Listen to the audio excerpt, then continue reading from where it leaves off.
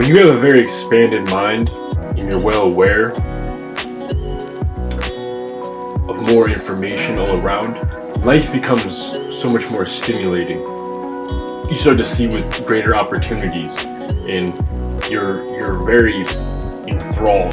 The present moment just grabs you. And this may not be the case all the time, because there are highs and lows to experience.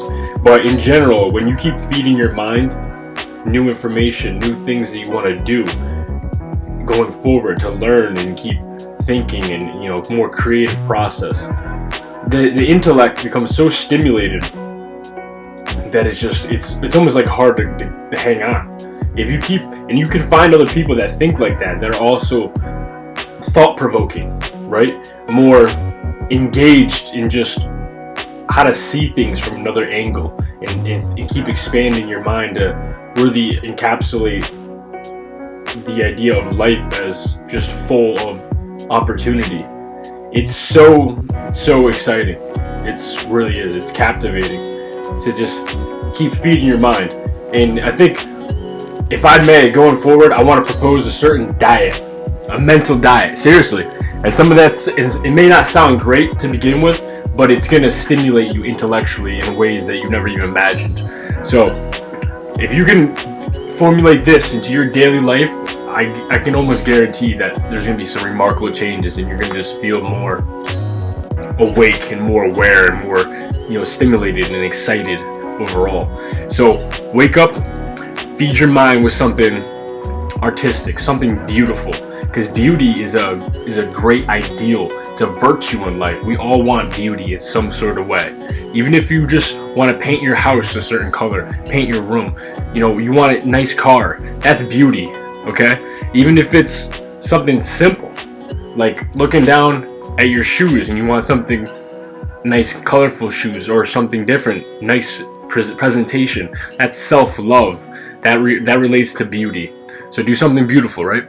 Now, next thing, do that at least 15 minutes, maybe an hour, whatever. If you can incorporate it in your day. Just think beautiful images, beautiful whatever, right? Just incorporate it into your behaviors somehow.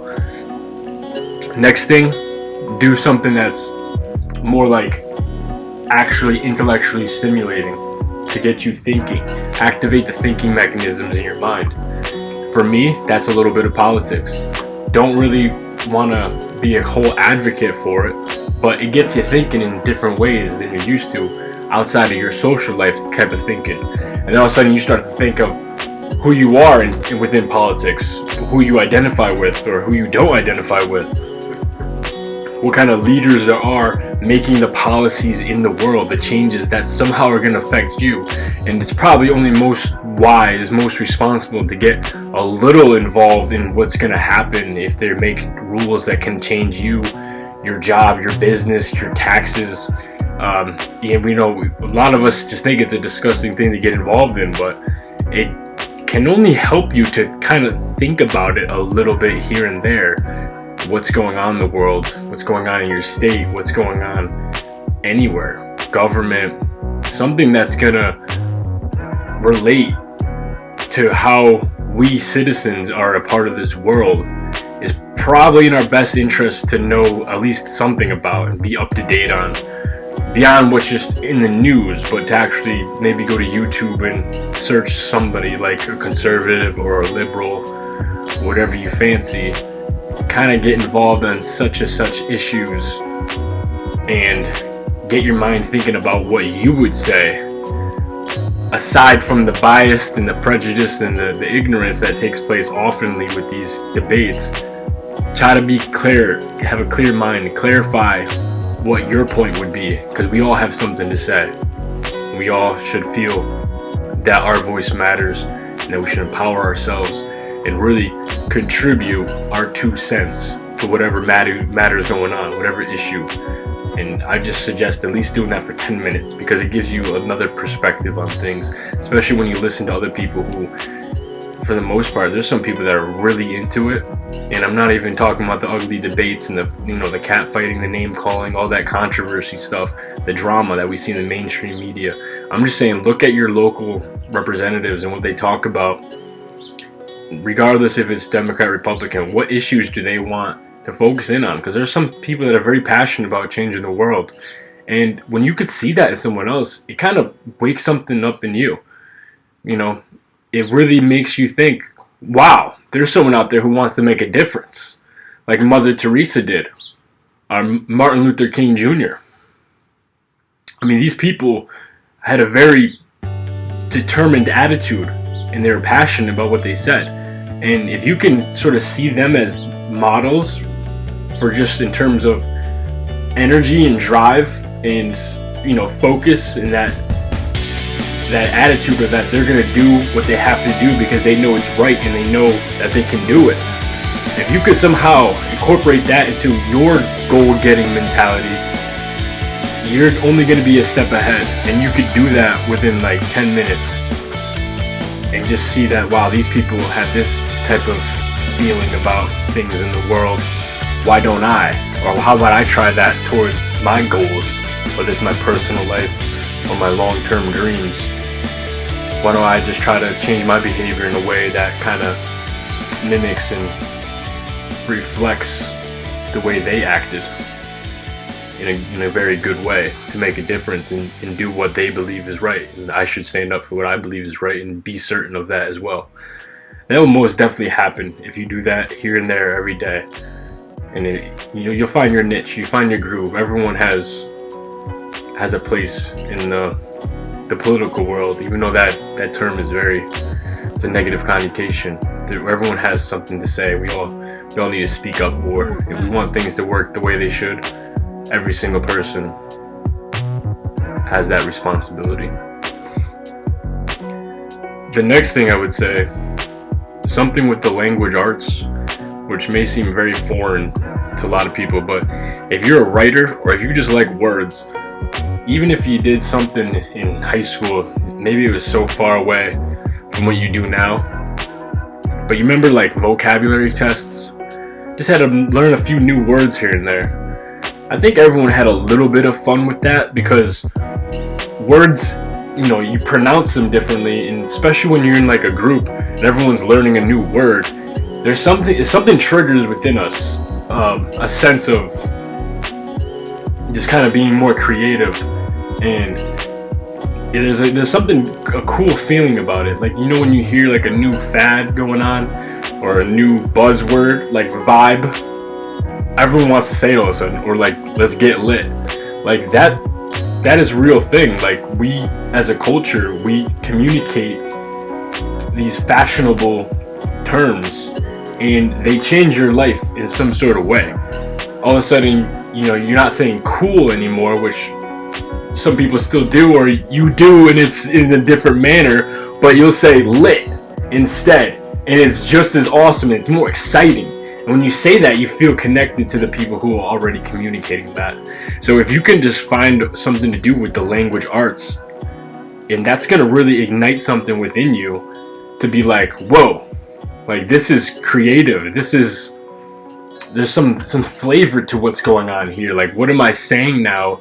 Anything, even if you just write a little bit, how I feel today, I'm gonna feel better the next day. Get a little poetic. Like, these things should be in our lives a little bit more, because they do nothing but help our minds think more deeply, more expanded, more exciting, more enriched. It's enriching us. It's our personalities coming alive in different forms of expression. And that's truly a great natural part of our culture, of our way of living, our behaviors as humans.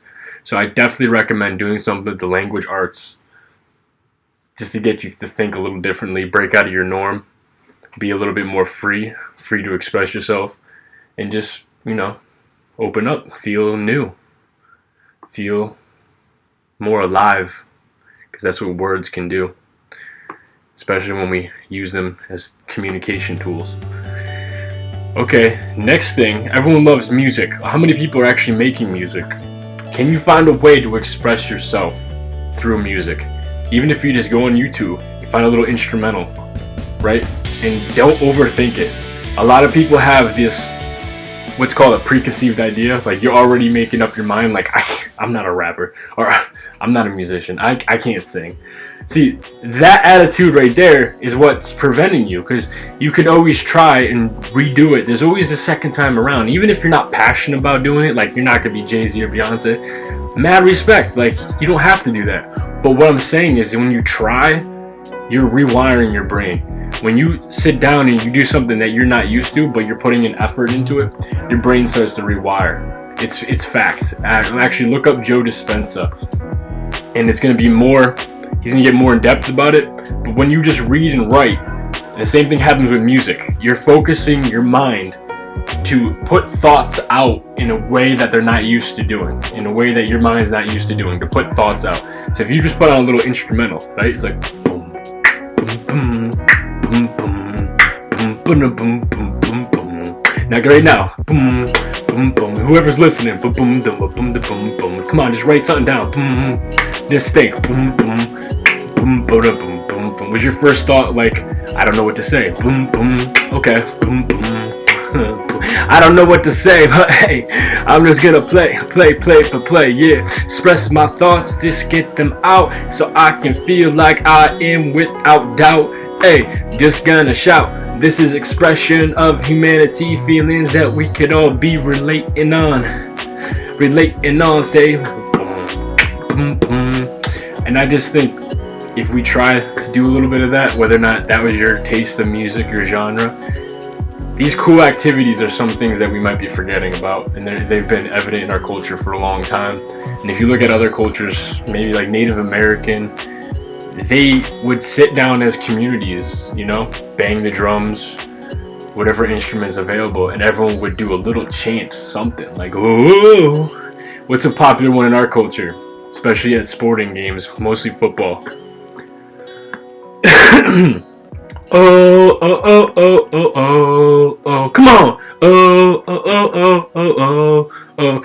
Now, even if you don't like that song, or if you're not even a White Stripes fan, or you don't even like football, if you turn on a TV and you saw a football game and you see everyone in the stadium, like, I can't even tell you how many people are in a stadium, maybe 500,000, 10,000, at least over 600 people, right? Let's put a fair number on that. It's probably way more than that. But if you saw all those people chanting one thing, are you going to be the one person to be like, I don't approve? Of course not. You're going to chant with them, right? Because it's nothing but a good thing. And that's something that's was so evident in a lot of cultures that are not, you know, what our culture is particularly. It's part of history, and that's what music is. It's more than what you just think of when you hear the commercial sense of the term. It's this expression, and it connects us. And just do a little chant, you know? Wake up in the morning and go, you know, instead of texting, maybe just call someone, and you guys both say, together. And when you're seeking those feelings of relating, when you text or when you talk, and you guys share a conversation, you want to relate, you talk stories, we're all seeking that sense of how to relate. And that's a beautiful thing. Now let me tell you how to do that even faster. Sing a song together. And it really troubles me that we don't do that enough, because it accomplishes a lot more, and we're forgetting how to do that. And that's a big part of our culture, at least it has been historically speaking, as humans in civilization. So music is a beautiful thing. And it's more than just what you think of when you think of music. It's a form of expression. Tones, melody, dancing, all that stuff together in a beautiful art form. And art is huge. No matter if you think of yourself as an artist or not, your spirit, your human spirit, it's in your genetics. No matter what, you have that potential in you to just hum, to just whistle. And it'll bring you together with somebody, no matter who you are or what you think of yourself. You have something incredible to contribute. We hope you join in on the song. So, just a quick review. That was about it. But I think these things will really help you stimulate your life and become more aware of how much opportunity there is in life, and to just be grateful, to be happy to be alive. There's so much we can do without having to look too hard for it. It's just getting back to our roots, basically. I hope you all have a great life.